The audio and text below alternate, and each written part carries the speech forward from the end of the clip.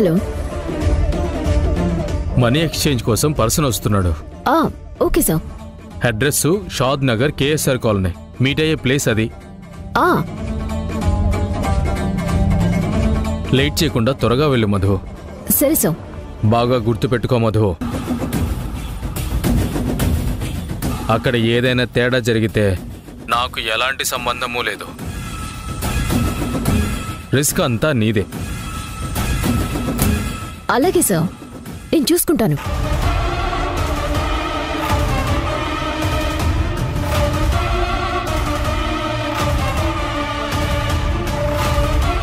షాద్ Nagar KSR colony.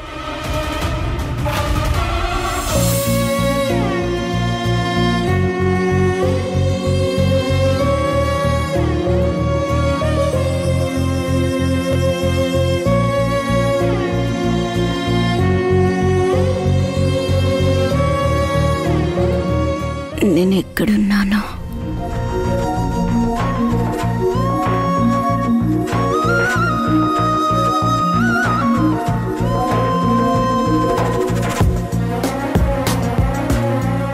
అమ్మా సింధు,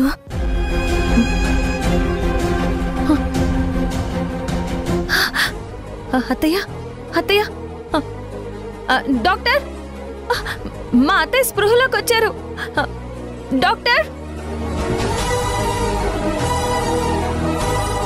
ఈ drama నేను చెక్ చేస్తాను.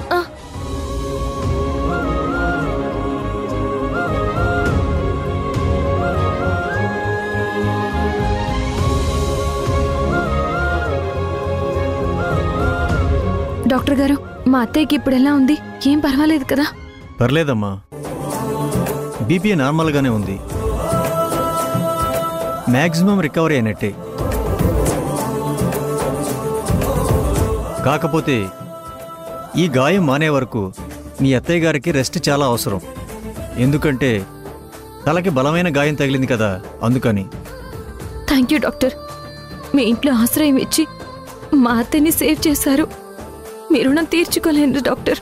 పేషెంట్ని కాపాడడం డాక్టర్గా నా బాధ్యత అమ్మా. జాగ్రత్తగా చూసుకోండి. అత్తయ్య, భగవంతుడా, నా మొర ఆలకించి మా అత్తయ్యకి ఏం కాకుండా చూసావు.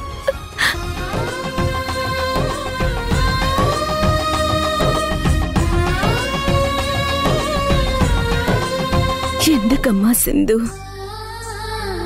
నా ప్రాణాలు నిలబెట్టడం కోసం ఎంత కష్టపడుతున్నావు? నేను నీకు ఏం మంచి చేశానని నిన్ను ఎంతలా బాధ పెట్టాను, అవమానించాను. సూటిపోటి మాటలతో నీ మనసు కష్టపెట్టానమ్మా, కష్టపెట్టాను. నీ పిల్లల్ని, నీ భర్తని నీకు దూరం చేశాను. నిన్ను నీ ఇంట్లో నుంచి వెళ్ళగొట్టాను. నువ్వు చెయ్యని తప్పుకి నిన్ను నిందిస్తూనే వచ్చానమ్మా. కోడలిగానే కాదు, నిన్ను అసలు మనిషిగానే చూడలేదు. నీ విషయంలో ఎన్నో పాపాలు చేసినా నా మీద ఇంకా జాలి, ప్రేమ చూపిస్తున్నావా అమ్మా? నువ్వు చాలా మంచిదానివమ్మా. తప్పు చేశాను, నేను తప్పు చేశాను. బాధపడకండి అత్తయ్య. నా విషయంలో మీరు ఎన్ని చేసినా మీరంటే నాకెప్పుడు ఇష్టమే. మీ మీద నాకు ఎలాంటి కోపం, ద్వేషం ఏమీ లేవత్తయ్యా. నేను ఎన్ని రోజులు ప్రయత్నిస్తుంది మనందరం కలిసి ఉండడం కోసమే. తప్పుడు మాటలు, చెప్పుడు మాటలు విని మీరు నన్ను అపార్థం చేసుకున్నారన్న బాధ తప్ప మీ మీద నాకు ఏ అసూయ లేదత్తయ్యా. నాకు కుటుంబం అంటే మీరు, మావయ్య, యష్, నా పిల్లలు. మీరంతా మీరంతా నాతో ఉన్నప్పుడే కదా అది నా ఫ్యామిలీ అవుతుంది. నా కుటుంబంలో ఎవరికి ఎలాంటి ప్రమాదం జరిగినా నా ప్రాణం పోయినట్టే అత్తయ్య, నా ప్రాణం పోయినట్టే.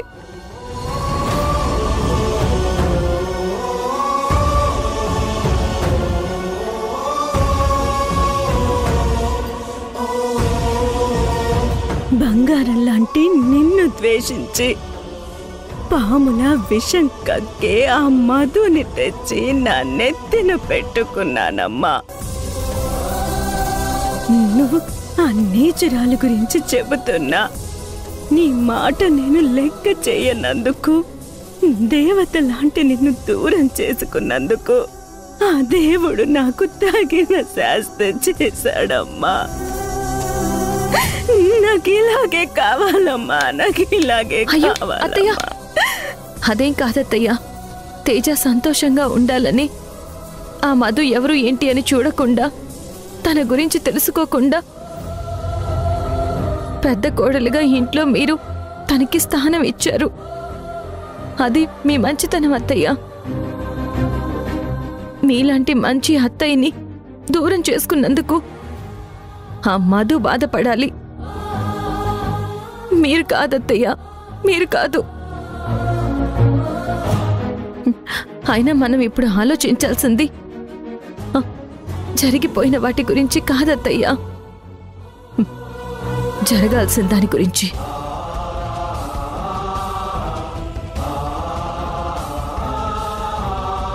అవునమ్మా, అదే నిజమే.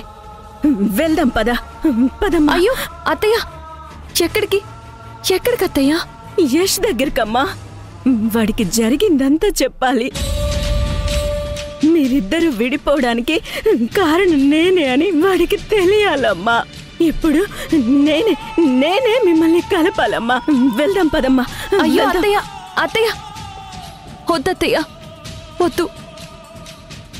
నా విషయంలో మీరేం కంగారు పడకండి అత్తయ్య. ప్రజెంట్ మీ హెల్త్ కండిషన్ ఏం బాగోలేదు. ఈ గాయం మానే వరకు మీకు రెస్ట్ చాలా అవసరమని ఇప్పుడే కదా డాక్టర్ గారు చెప్పారు. అయినా ఇప్పుడు యష్కి జరిగిందంతా చెప్పడంలో ఎలాంటి యూజ్ ఉండదత్తయ్య.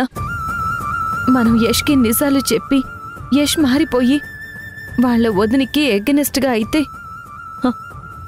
యష్ ప్రాణాలు కూడా ప్రమాదంలో పడే అవకాశం ఉంది.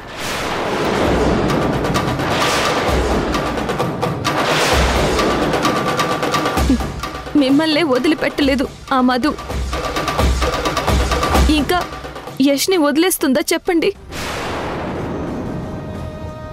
ముందు మనం ఆ మధుని ఆపాలి.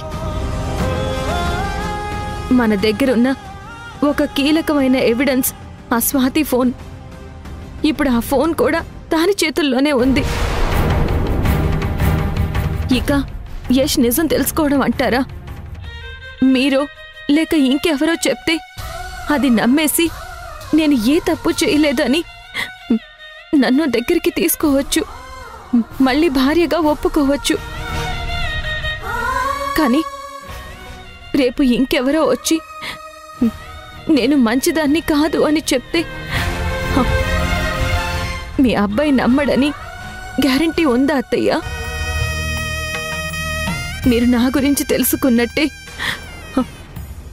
యష్ కూడా తనంతట తాను నేను ఏ తప్పు చేయలేదు అని తెలుసుకోవాలి. అప్పుడే ఇంక నన్ను లైఫ్లో అనుమానించడత్తయ్య. ముందు మనం ఏం చేసైనా సరే ఆ మధు ఆట కట్టించాలి. అది చేయగలిగితే మన కుటుంబమే కాదత్తయ్య, కొన్ని వందల కుటుంబాలు రోడ్డున పడకుండా ఉంటాయి. ముందు మన కుటుంబంతో పాటు మన మీద నమ్మకం పెట్టుకున్న జనాల కుటుంబాల్ని కూడా కాపాడాలత్తయ్య. అందుకోసమే మిమ్మల్ని ఆగమంటున్నాను. ఆవేశపడద్దత్తయ్య. మనం అనుకున్నది అనుకున్నట్టు జరగాలంటే కాస్త నెమ్మదిగా ప్రశాంతంగా ఆలోచించి నిర్ణయం తీసుకోవాలి. అర్థమైంది అత్తయ్య? ఈ అత్త కోడలు మళ్ళీ కలిశారు. మన ముందు ఆ మధు నిలబడగలుగుతుందో లేదో చూద్దాం.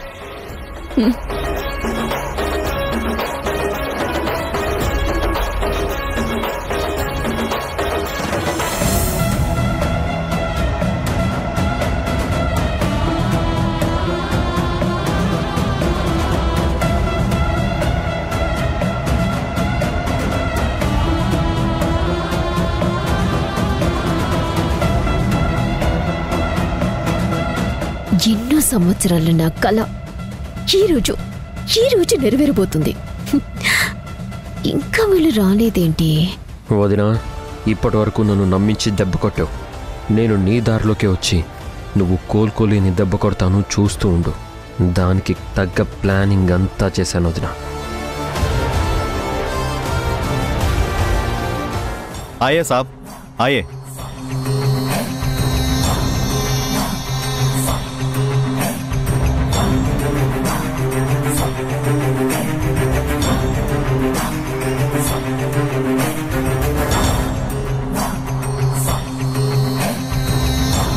ఆవో సాబ్, Ao.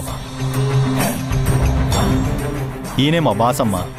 Hi sir, this is Madhu. పరిచయాలు తర్వాత, ముందు సీక్రెట్ కోడ్ ఏంటో చెప్పండి.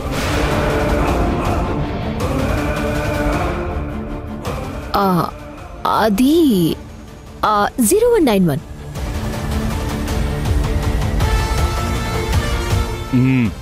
మ్యాచ్డ్.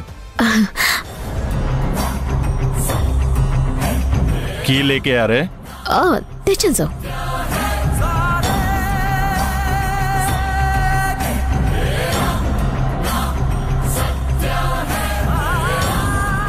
ఇదిగోండి సార్, ఇదే.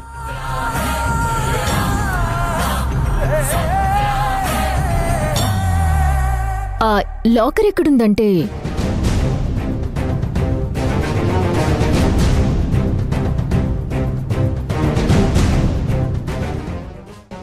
అంతే సార్. మీరు క్యాష్ రిసీవ్ చేసుకున్నాక నాకు ఇన్ఫార్మ్ చేయండి. అలాగే, ఖచ్చితంగా జరిగింది మీకు ఫోన్ చేసి చెప్తాం. అప్పుడు మీకు ఒక 10 రూపాయలు నోట్ ఇస్తాం, సరేనా? సరే సార్, సరే. సార్, నాదొక doubt.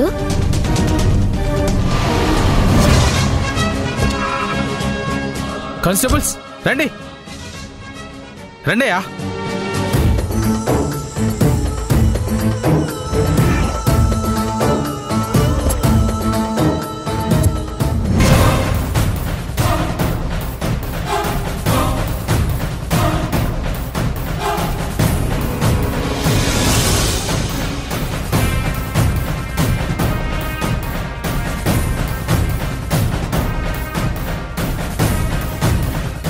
Sir sir sir sir, పోలీసులు వస్తున్నారు సార్.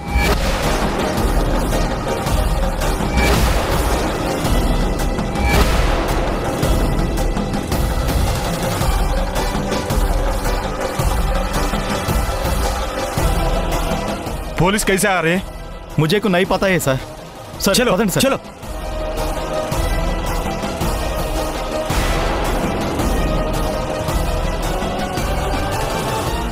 सर सर सर,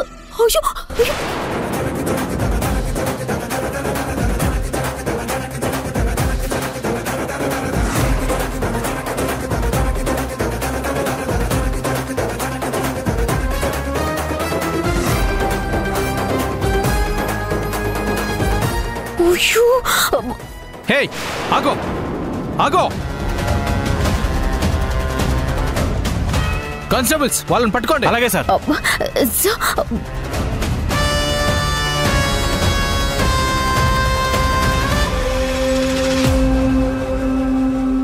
ఎవరు మీరు? ఇక్కడ ఎందుకున్నారో, వాళ్ళతో ఏం మాట్లాడుతున్నారో చెప్పండి. వాళ్ళు ఏమైందయ్యా? సార్, మనోళ్ళు ఫాలో అవుతున్నారు సార్. ఓకే మేడం, ముందు మీ ఫోన్ ఇవ్వండి. ఇవ్వండి. ఇదిగోండి. లాక్ ఓపెన్ చేయండి.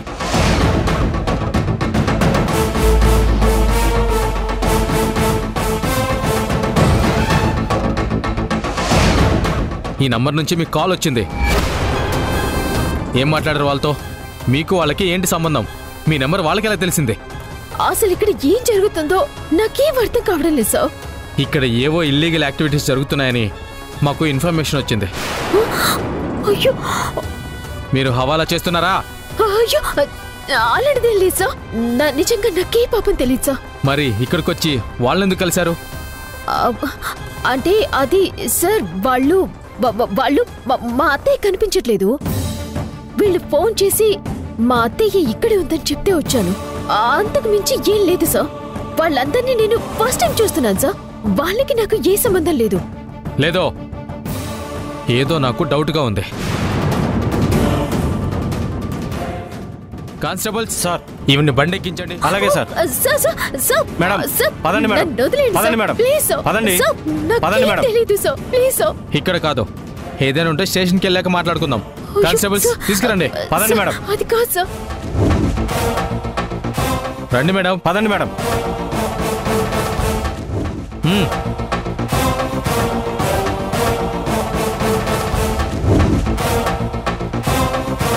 కానిస్టేబుల్స్ ఎక్కించండి అయ్యా, ఎక్కించండి. హలో హలో వదిన, ఎక్కడున్నారు? నేను ఇప్పుడు ఆఫీస్కి వచ్చాను, మీరు ఇక్కడ లేరు, అందుకే కాల్ చేశాను. మీ వదిన్ని అరెస్ట్ చేశాం.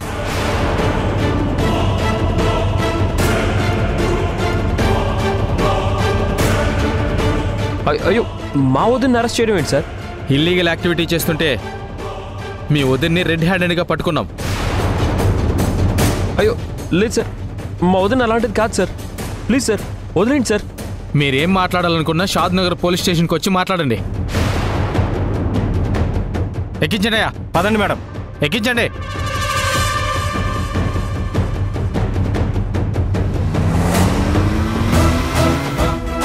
వదిన, ఆ రోజు సింధుని అరెస్ట్ చేయించినప్పుడు తను ఎంత బాధపడిందో అదే బాధ ఇప్పుడు నువ్వు పడాలనే ఇలా అరేంజ్ చేశాను.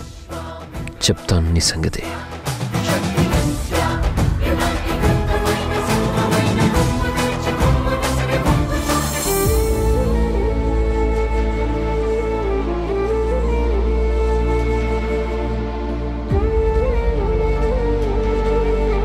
పిల్లలు ఫోన్ చేద్దానండి. రండి రండిరా. ఆకలిగా లేదు తాతయ్య. మేం తినము. ఏమైందిరా మీకు? ఎందుకలా డల్గా ఉన్నారు? మాకు అమ్మ కావాలి. అమ్మను చూసి 2 రోజులైంది అసలు. చూడమ్మా, మీ అమ్మేదో ముఖ్యమైన పని మీద వెళ్ళినట్టుంది, అందుకే ఇంకా రాలేదు. వచ్చేస్తుంది. మీరిలా ఏం తినకుండా ఉంటే ఎలా చెప్పండి? 2 రోజుల నుంచి మీరు ఇదే వరుస. ఇలా అయితే మీ హెల్త్ దెబ్బతింటుంది. మీ అమ్మొచ్చి మామయ్య రిషి శశి ఇలా అయిపోయారేంటి అని అడిగితే నేనేం సమాధానం చెప్పాలి చెప్పండి? నా మాట విని కొంచెం అన్నం తినండమ్మా. రండమ్మా, రారా. లేదు తాతయ్య, అమ్మ వచ్చేంత వరకు మేము ఇలాగే ఉంటాం. అమ్మని చూశాకే ఆకలైనా అన్నమైనా. అది కాదు శశి, ఆకలితో అలా ఉండకూడదమ్మా. ఏం పర్లేదు తాతయ్య, అమ్మ కంటే ఆకలేం గొప్పది కాదు. అమ్మ వచ్చిన తర్వాతే మాకేదైనా. ఎందుకురా ఇలా మొండిగా ప్రవర్తిస్తున్నారు? భగవంతుడా, నా కుటుంబానికే ఎందుకయ్యే ఈ పరీక్షలు? ఈ పసివాళ్ళు ఏం పాపం చేశారని వాళ్ళని ఆకలితో బాధ పెడుతున్నావు?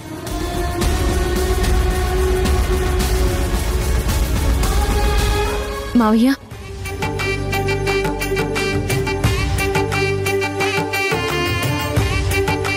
అమ్మా,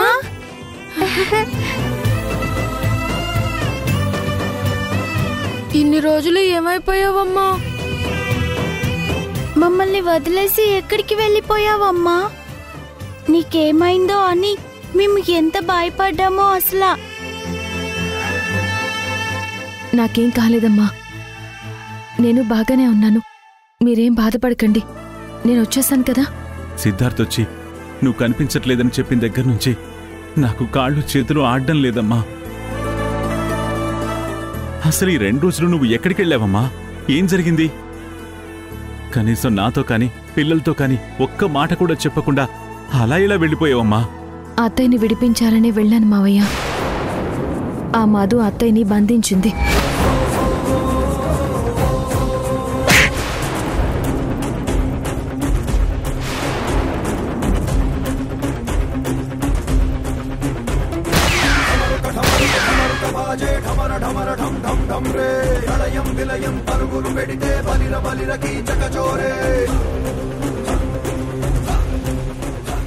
అత్తయ్యని కాపాడే పనిలో ఉండే నేనిప్పటి వరకు రాలేకపోయాను మావయ్య.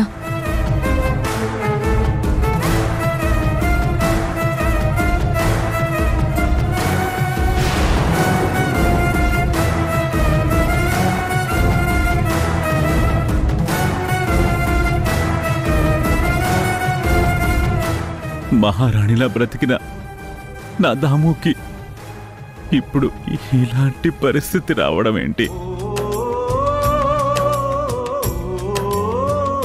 బాధపడకండి మావయ్య. అత్తయ్య ఇప్పుడు బానే ఉన్నారు. తన ప్రాణాలకి ఎలాంటి ప్రమాదం లేదు.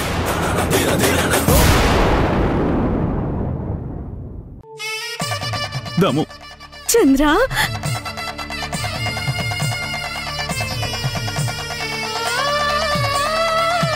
నన్ను క్షమించు చంద్ర. సింధు లాంటి మంచి కోడలు మనకుంది కాబట్టే నువ్వెన్ని తప్పులు చేసినా మనం ఎవరికి వారుగా వేరైనా మళ్ళీ అందరం ఇలా కలిసి సంతోషంగా ఉండగలుగుతున్నాం. ఇక మీదటి ఏం జరిగినా సరే నా కుటుంబాన్ని నేను అస్సలు వదులుకోను. మేం కూడా నిన్ను వదలం నానమ్మ, నీతోనే ఉంటాం.